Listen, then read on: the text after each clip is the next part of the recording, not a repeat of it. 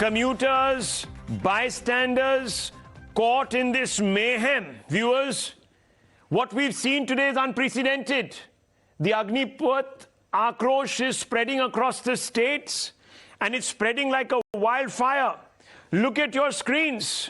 You would think that you are in a battle zone somewhere in Eastern Europe. No, you're not. You're actually in 10 different states of the Indian Union.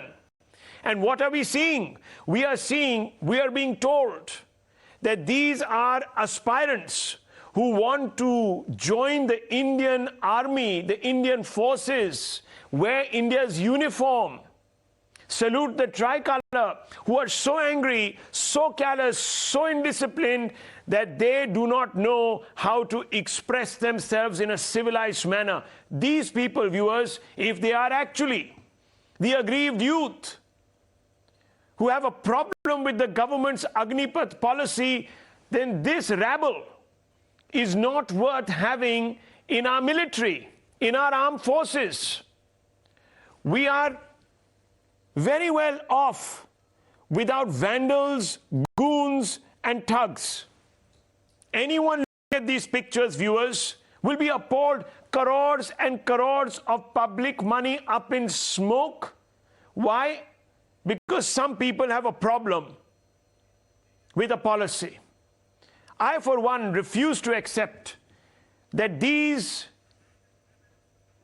instances of violence, rioting, arson, indiscipline could be the handiwork of anyone who loves his nation and wants to serve it. It's just impossible. The government, of course, believes this is the handiwork of opportunists who have hijacked what would have been perhaps a peaceful protest. There are numerous instances, viewers, today of various political actors and parties trying to insinuate themselves into this protest in different ways. If this is indeed the handiwork of political parties, then it is even more condemnable, because political parties, viewers, are the first expression of the people's voice. It is through them that we speak to Parliament, to the government. But if they have become the instruments of mayhem, then, viewers, they are not doing the job of furthering democracy. They are doing the job of cementing a mobocracy. This is plainly against national interest. And at times now, we will call out anyone that hurts the national interest. Look at these pictures, viewers. Bihar remains the worst affected state, with trains torched, vehicles set ablaze on the roads, and railway tracks and stations vandalized. Public property worth crores destroyed with impunity. Long-distance trains were set ablaze and ransacked as passengers watched in disbelief. The anarchy that was ruling the roost. It wasn't just Bihar. In Secunderabad, the damage to railway station by this irate mob is already pegged at about 20 crores. Just imagine the magnitude of the damage to the railways as a whole. Times Now has been reporting from on ground, from the midst of these dramatic illegal protests. Take a look.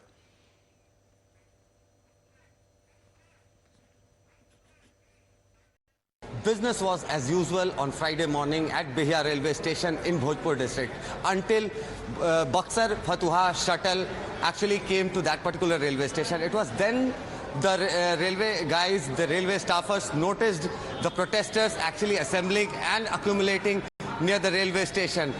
It was then they ransacked the ticket counter for the first time, and then they went ahead protesting for their demands. It was then the railway staffers, they continued selling the tickets to the passengers who demanded tickets for their respective destinations.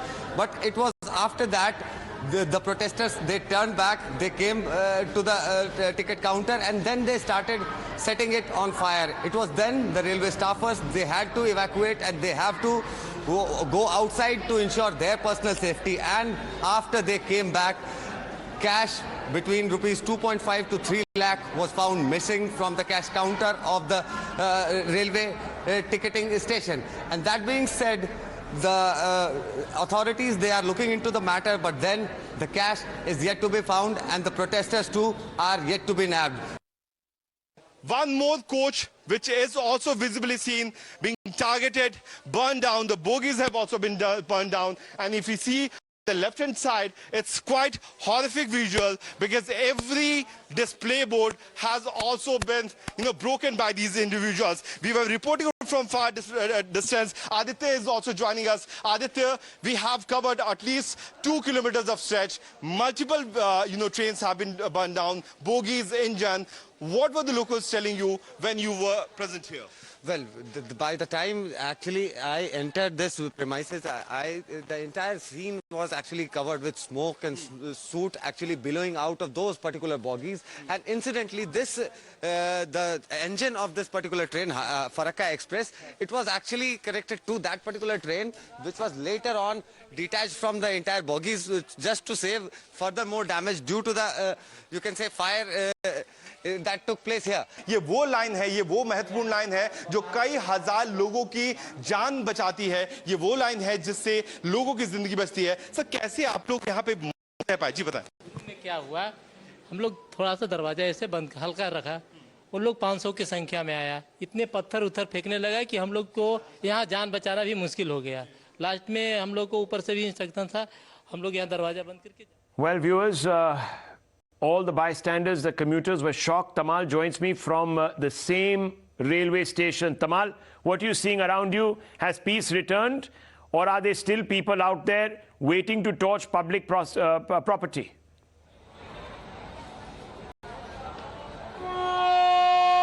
Well, if I can divide that question in two parts, Rahul, of course, to answer your question, no, the rioters have not been able to come back. They have not come back as yet, but we are not really sure what the future holds. But the other aspect of the same question, because this railway station did not belong to the rioters alone. It also equally belonged to the commuters. For them, the return looks like nothingness, because they are unsure of what their journey be like. I was just talking to a couple of passengers, Rahul, and I will take those testimonies on your show, because these people, young people who work in Chennai, in Pune, in Secunderabad, they are now stuck there and absolutely clueless, and they are not really sure whether they can start their journey once again. This is one of the very few trains which actually came back to Danapur, which is now crossing Danapur station, and as it's going, people inside the train, they are cheering because they know they have crossed Danapur safe. Now that possibly doesn't speak the best about Danapur at this point in time.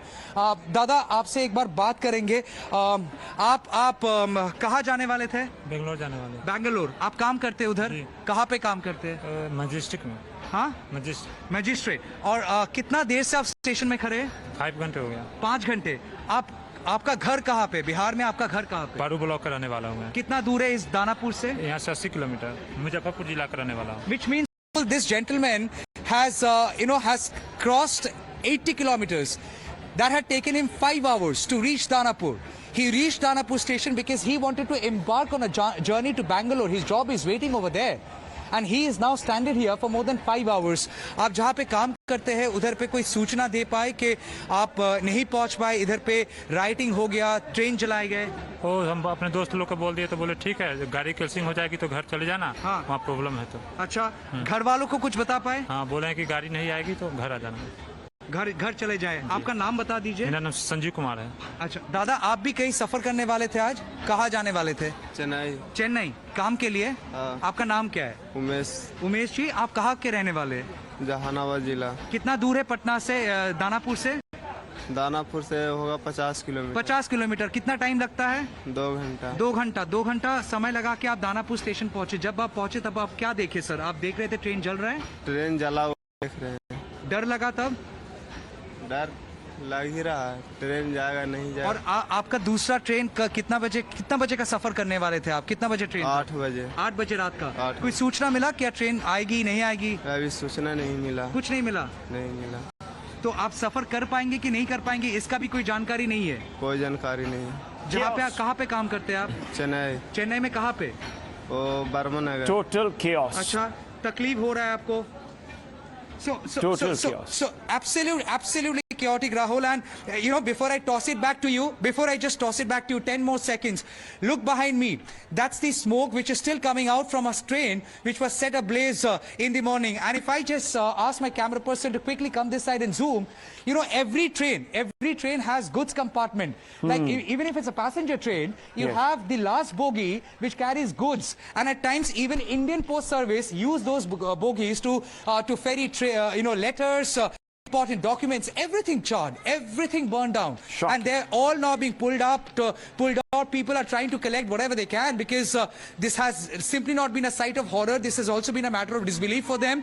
And now, as you see, the firefighters are still trying to douse the last compartment, smoke coming out, and they're also trying to clear out the compartment, bring out every charred goods. So it also means simply not human suffering, loss not only to the government or to the exchequer or to the Indian Railways, but it also means loss to individuals who possibly also belong to Bihar.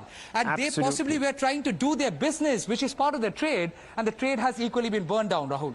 Well, thanks indeed for this very comprehensive report. One of the worst affected stations, along with the report that we got from Shomit. Thanks indeed, Tamal. Let's go straight across to Nilashish, who joins me from Aligarh, if I'm not mistaken. We saw unprecedented shocking scenes earlier today in Aligarh. Can you talk to us a little bit about what you are seeing around you and describe the scenes from Tappal in Uttar Pradesh? Look at these buses being completely ransacked and, of course, put to waste.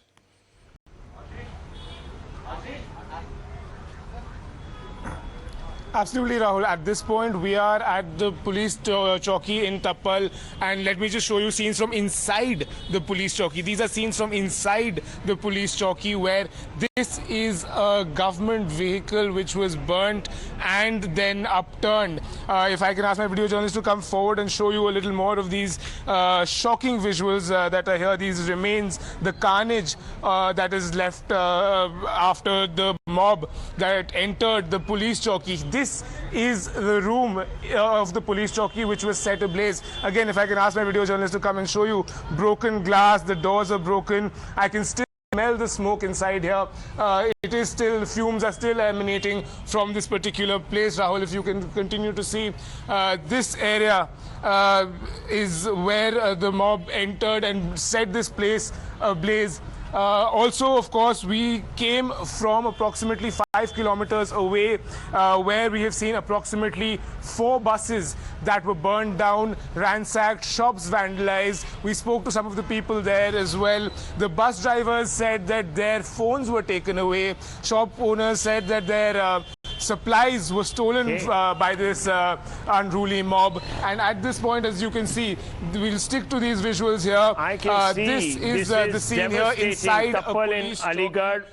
Completely, this particular station charred, looting, shocking looting we have seen in Bihar.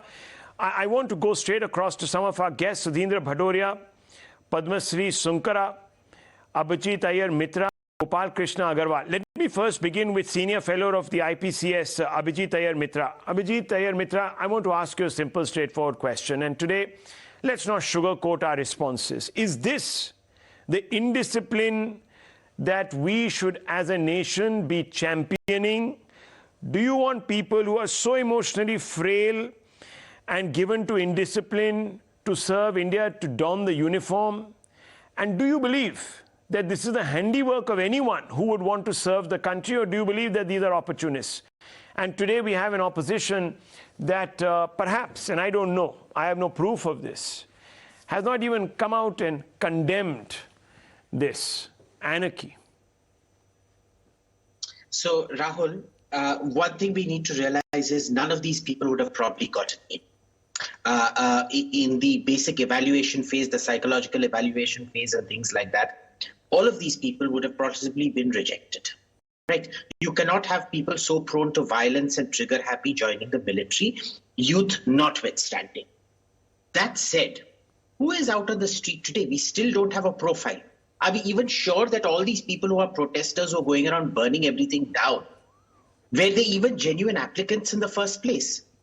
It seems to me that there is some kind of discontent happening generally, which has just gotten worse and worse after the government's weak response to CA and RC and then the farmers' protest, caving in on the farmers' protest, which has now given basic free rein to all kinds of anarchist elements to go on their rampage at the drop of a hat and start burning things for no reason at all other than they're jobless all day.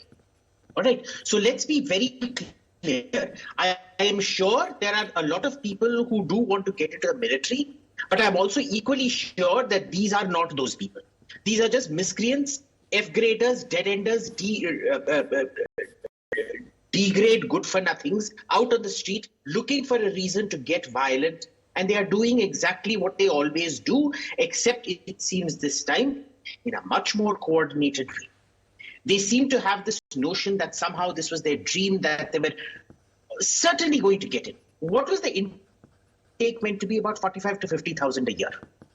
Do you really believe these are 45 to 50,000 people, exactly those people who are going to get in, who are now going berserk all over our roads? I think not. I think this is much bigger than that.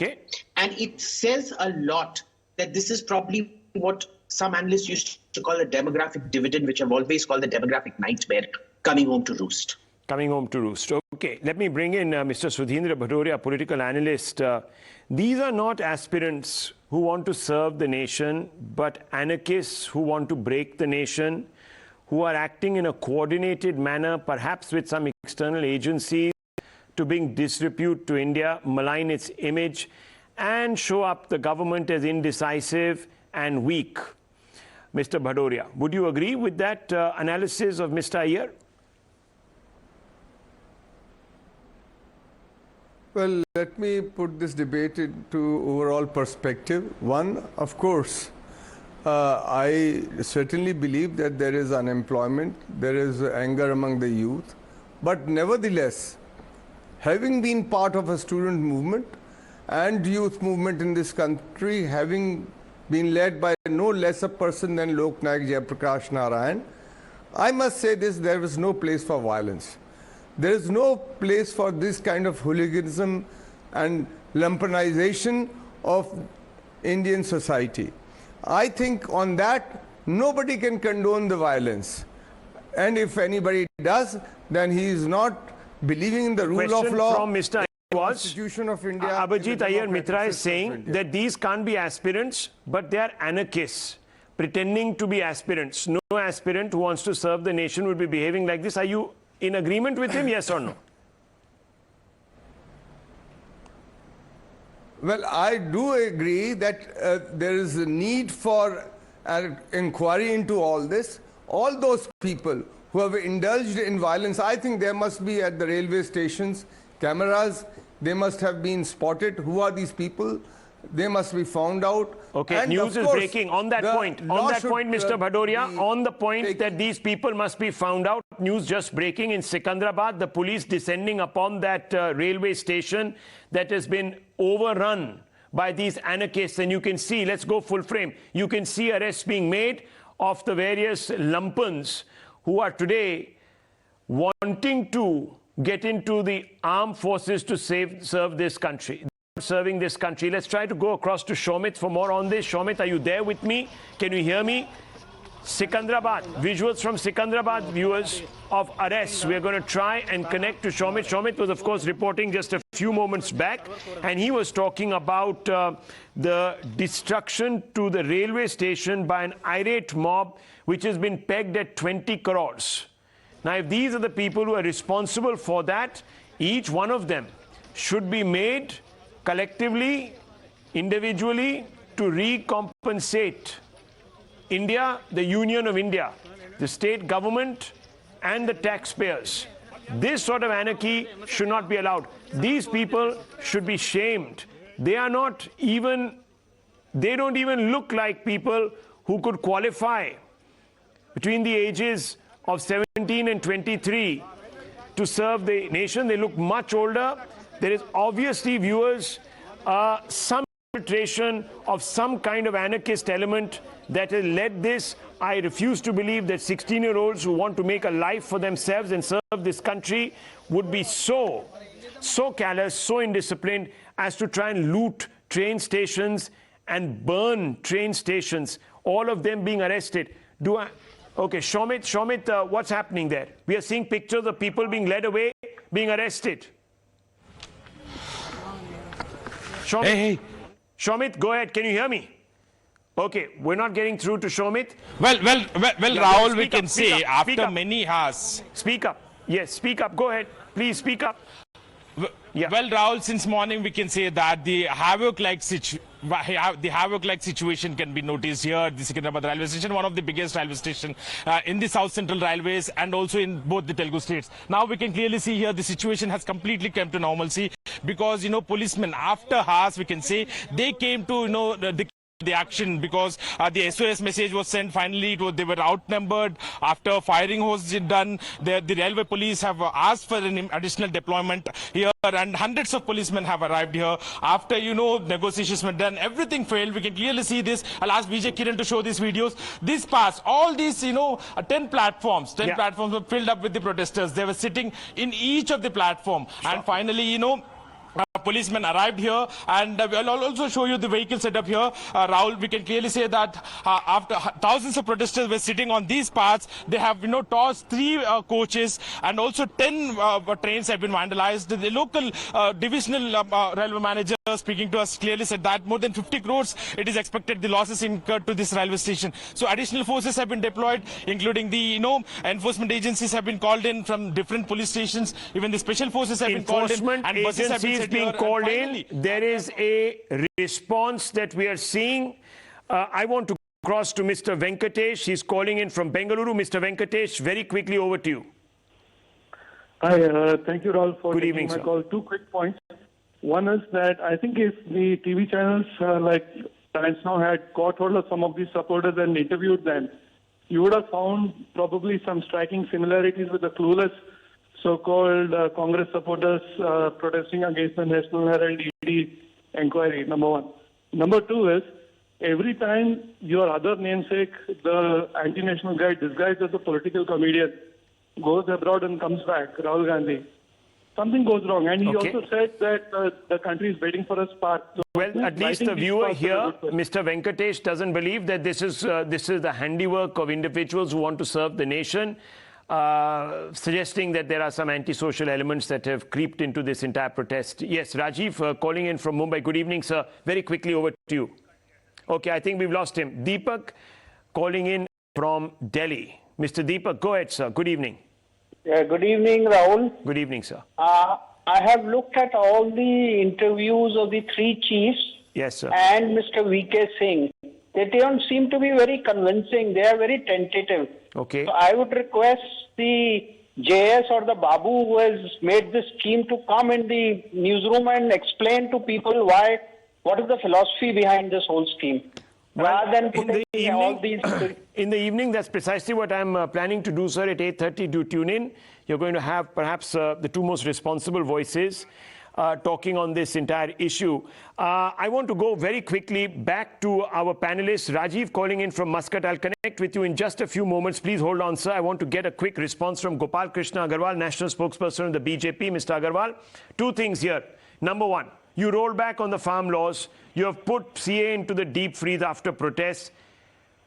Is this the reason why today there are people out there who think that they can resort to violence, intimidate you, and get a favorable response from you? Number 1. Number 2, are in Bihar and other places in Uttar Pradesh, the bulldozers going to run to punish these people who are clearly not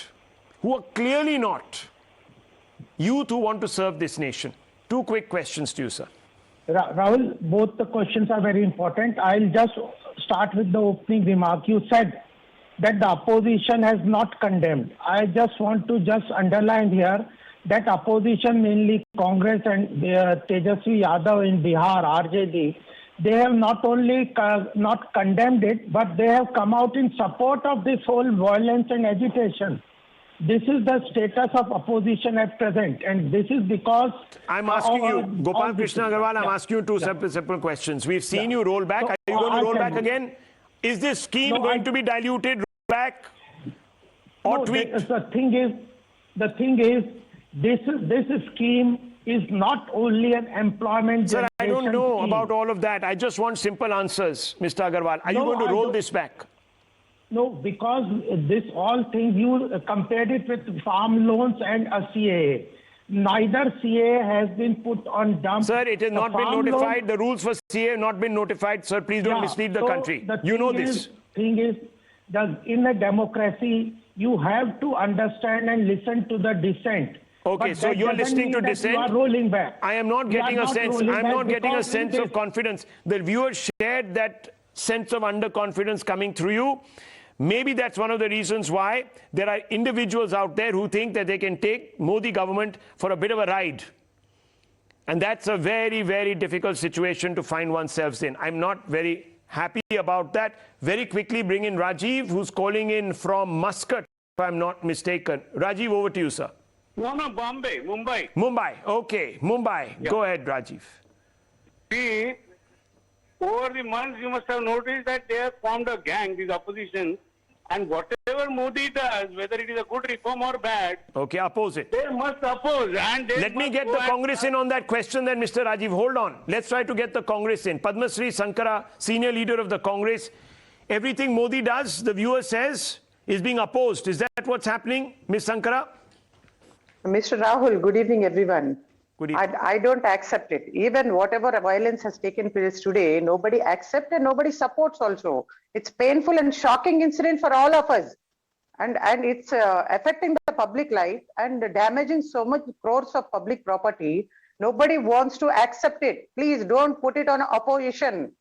Just think why the youth are Your angry. own party people turned a satyagraha into a farce. No, we didn't. Okay. We came to support Mr. Rahul Gandhi and Sonia Gandhi, but the police have done the overaction. Then they have come into our AICC office, dragging even the women were really brutally attacked. Two wrongs don't make a right, madam. Two wrongs don't make a right. People take a cue. People take a cue from their leaders, and if their leaders are given to indiscipline, then this is what happens. I'm going to have to move on. Why the youth are angry? Well, madam, the youth are angry. They must protest in a peaceful manner. There is no bar on dissent in this country. What there is bar on is this kind of danga. Mr. Rahul, but they are not ready to accept the Agnipath scheme. The central government has to realize and rethink about it. Okay, rethink, roll back, rethink. Okay, fair enough. The government, as I said, viewers, has rolled back twice already, or at least taken a step back.